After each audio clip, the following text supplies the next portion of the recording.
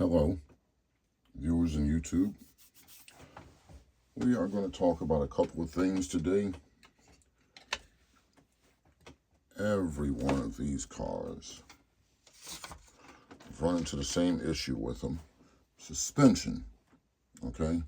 This one, this, as well as this, okay? First, let's go to the newest, this R34. Everyone knows how this thing sits, okay? Front end sits so high up off the ground, it's like it's four-wheel drive, okay? I've actually made a couple of slight adjustments. It still helps, it still runs wonderful. Right here, center screw for the front spring, sway bar, whatever you want to call it, loosen it, okay? I'm going to tighten it back up so everybody can see what we have normal, because this thing's so heavy. That is a lot of space right in here. Whole lot of space. Look at that. Things like a truck. Let's loosen this screw up a little. Take some of the tension off. It won't affect the way the car actually handles across surfaces, but you can adjust this out to bring the car down.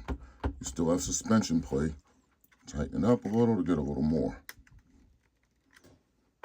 But the car doesn't sit in the air high. And with the surfaces we're running on, it won't make a big difference as far as the front end hitting the ground, because I don't think we're going to be hitting anything too heavy. But just play with it until you get it right so the car doesn't sit super high. There we are. Okay? That'll bring the front end down so it's not jacked up. The rear end, okay? The rear suspension is a little iffy, is what I want to call it. Where that went, there it is. And what I realized on every car, I haven't made the adjustment to this one yet, but on every vehicle, Toyota, the other AE, 26, the RX-7, this one, okay? This is the chassis, the LDRC chassis. Right here, this bolt, that bolt hole, and that bolt hole are actually where the rear leaf spring mounts, from the top or bottom, okay? Now, what I've realized is this. With this mounted on the bottom, your rear control arm, let's get another vehicle out so you can see what I'm talking about. I'm going to take this one that I actually did my upgrade on. I still haven't been able to find the right place to run it. Rear control arm, okay? These rear control arms limit lower suspension drop. They limit it by a good bit.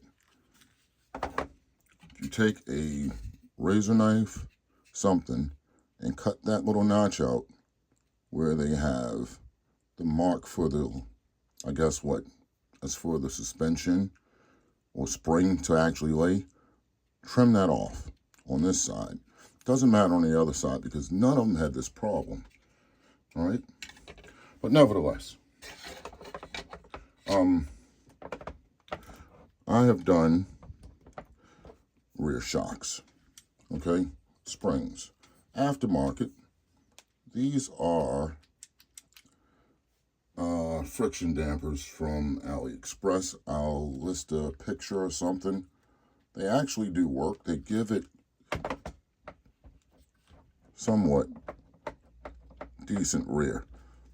I'm trying to figure out how to do the front because this thing is kind of wonky in the front. All right.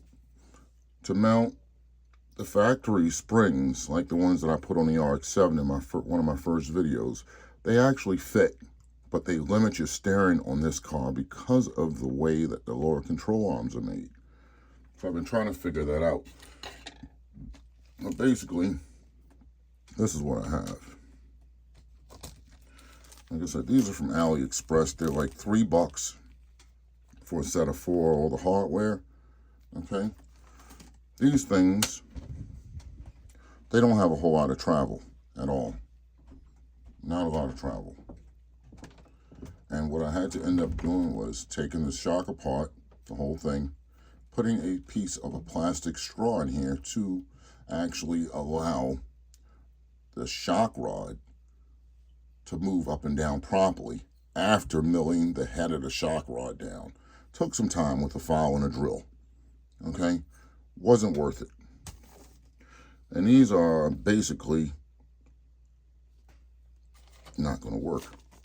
And they're advertised for the WL Toys K959, as well as a few other ones. These are as well. It's a different brand, different company. These, as opposed to these, we're going to look at this. Let's look at these. Focus. Look at the difference in that. Ooh. The one on the right has way more compression on it, travel.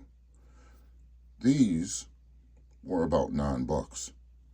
These were $3. Okay? This is a better shock. You can find them on AliExpress for less than $9. But let's see if we can get the information on here for those that want to see it. All right. They can work. They can be mounted. You just have to be a little creative to get them to work without the, without any true mounting brackets. Okay. So give me a moment. I'm going to show you what I ended up doing.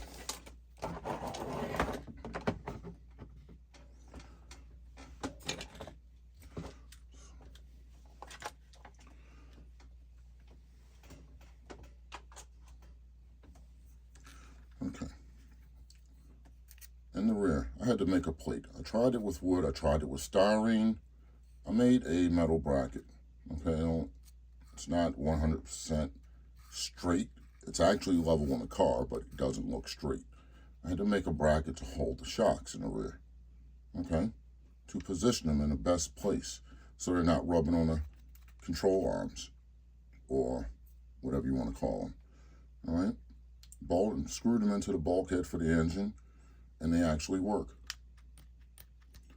Now, we play around with stuff all the time, all right? Yes, we do. It's the only way to figure things out and get things to work. Trial and error. So, let's go here. Finally got the silver NSX I wanted. Now, this is funny.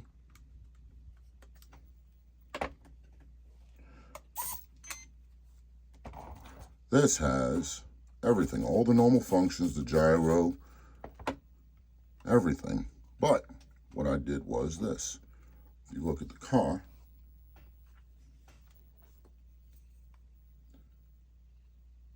shocks, aftermarket metal shocks, okay? Once again, they were the cheaper ones, okay? I had to do a lot of work to get them to work properly, but they work really well to the point when this car moves, it actually will drop down and dip down when I stop it hard. It actually works really well. It has good play in it. Now, as opposed to the factory shocks that I put, or the ones that they sell, the factory ones that they put on the RX-7, these things have, they're not as responsive as the other ones. Okay, they do work though. But once again, we're not out running these things off roads on a street track. We're indoors normally on a nice track. Okay, but I'm going to show you what I had to do with this thing. And I added fog lights in this because I figured it would look better on this car, or help it to look better.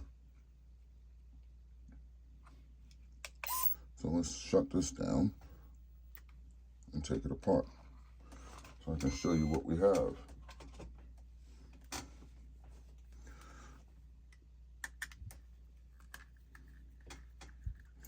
So I painted my exhaust system And I'm going to be doing a few more modifications on this thing to make it more realistic. Okay. So now, I have that apart. You can see how I had to mount the front shocks into the front bulkhead. Had to try a few different locations, because these shocks do not come with any kind of tensioner or anything, or adjuster, you know, to stiffen them. But they work really well. I had to make the same funky bracket in the back to make everything work properly. But they do work. All right. Just some few little tips and things that people need to know. And I did have to cut the rear mount on the rear here, like I said, on this chassis. Because of the way this chassis is made, I had to cut that. And it helped the rear suspension a whole lot. But anyway, I hope that this video can help anyone that's having problems with their suspension issues. And also, when it comes to the suspension on these things, a few people have already made comments about the ball ends being a little jacked up. Every one of these ball ends, I don't know if y'all can see them, upper control arm, steering, rears, the outers, the inners for some reason with the brass ball, they're all stiff. The bushings in here, they're stiff, front and rear. Everything needs to be, you know, you can take the spacers out, the white spacer out, shave it down, sand it down, whatever, on each of them, lube it. Front too, be careful you don't break this front bulkhead, okay, because you cannot find it. I've been trying to find one. That's how I ended up with this and another one, because I needed the bulkhead. And lo and behold, you cannot just get the bulkhead. And every one of those, well, the two I ordered, chassis kits from AliExpress, I did not get what I needed, the bulkhead. I didn't get the motor case that should have come with it, or gearbox case. And what else? I didn't get the lower control arms that should have come with it. So, anyway, just once again, watch it, folks. All right? But basically, that's my tutorial for today. Like and subscribe. Leave comments, questions. I'd appreciate it. Thank you.